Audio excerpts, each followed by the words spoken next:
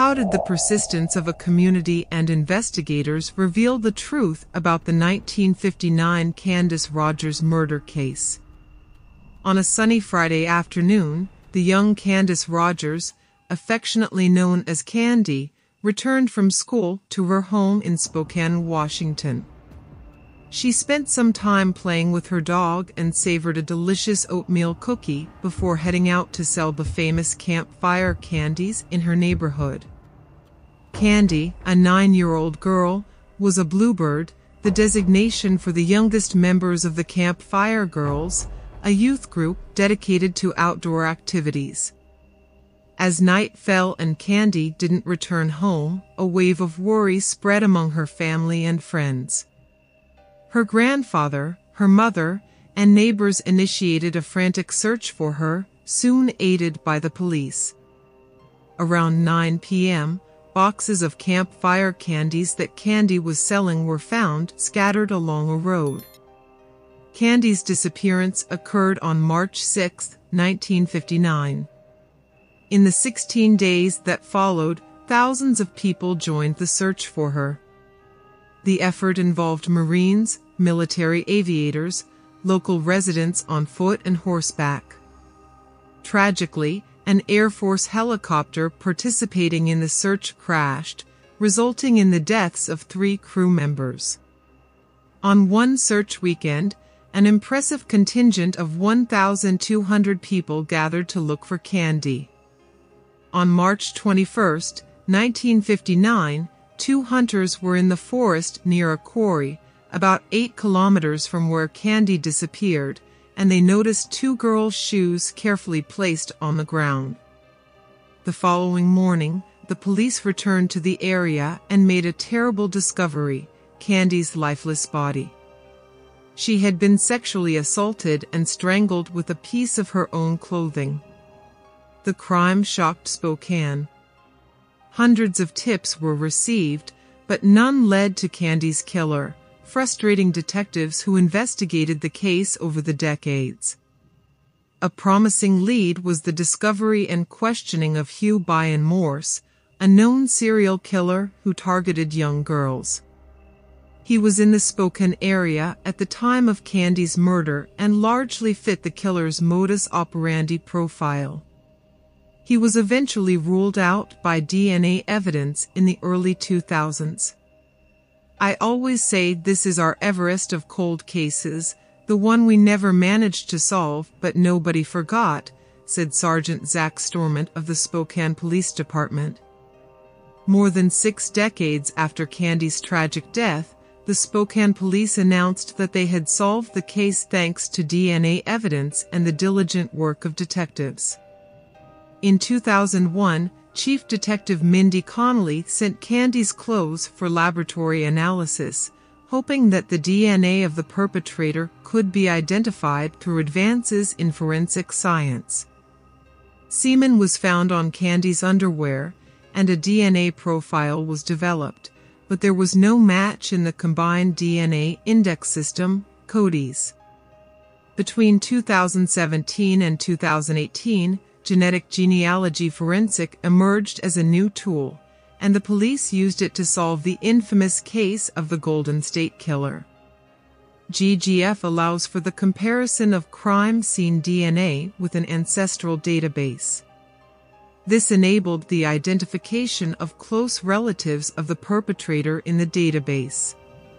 Through the use of public records, genealogists could then trace a common ancestor and narrow the search down to a single family or even an individual.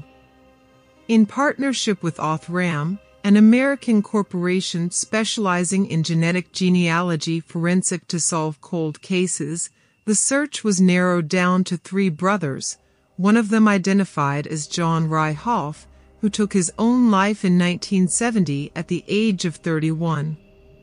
Your daughter provided a DNA sample that linked her father to the semen found on Candy's clothes, evidence preserved long before the advent of forensic DNA testing at crime scenes. Hoff's body was exhumed to collect DNA evidence, and the exhumed profile matched the crime scene profile. The suspect was finally confirmed, a connection that had eluded the case for so long. The identification brought some relief to the few surviving relatives of Candy. However, Sergeant Stormont said it was agonizing to have to tell Hoff's widow and 4 children about the heinous crime committed by him. "I've turned their lives and childhood upside down," he said in a press conference on Friday. "What they believed about their father and their upbringing has changed forever." The killer, John Ry Hoff, grew up in Spokane and had a history of petty juvenile offenses. He enlisted in the Army at 17 and served in Korea as a clerk. He was only 20 years old and lived about a mile from little Candy's home when she was brutally murdered in 1959. After the heinous crime, Hoff continued his life as if nothing had happened.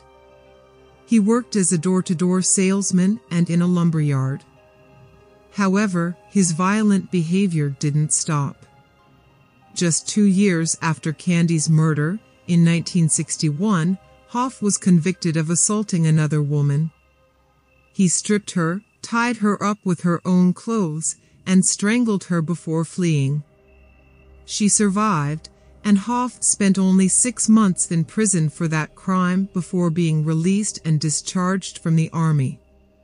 It is not known whether Hoff knew Candy personally, although they had at least one connection. Hoff's half-sister, who was 10 years old, was a Camp Fire girl who served as Candy's big sister in the program.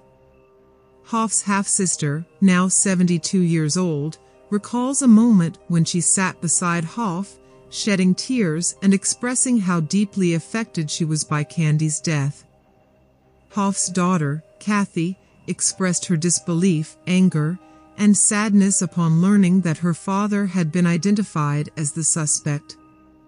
She was only 9 years old when he passed away. "It's devastating to find out that someone, not just your father, but any family member, could commit such a terrible act," she said in a video interview with the Spokane police, identified only by her first name. Kathy spent most of her life believing that her father had taken his own life due to depression. "And now I think, no, he was a bad person," she said. "It wasn't an escape from evil. He died with people thinking he was an honorable man. And he wasn't. I'm so sorry for what my father did, for taking her life so cruelly," said Kathy, Mr. Hoff's daughter. "I hope she can rest in peace knowing that, even though it's not really justice because he received no punishment, his name is marked in this now. And they can know it's resolved." Another relative, identified only as Cheryl, spoke about Candy's parents and grandparents, saying, "It's very sad that they died without knowing who took their granddaughter and daughter's life." After Hoff's body was exhumed from the cemetery where Candy was also buried, his family decided to reinter him in a different cemetery.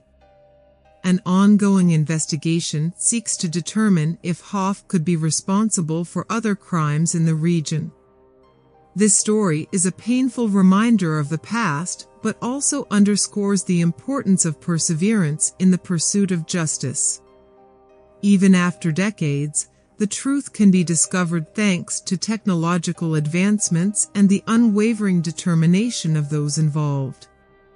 Thanks for watching, and don't forget to subscribe to our channel and share this video with those who like true crime stories.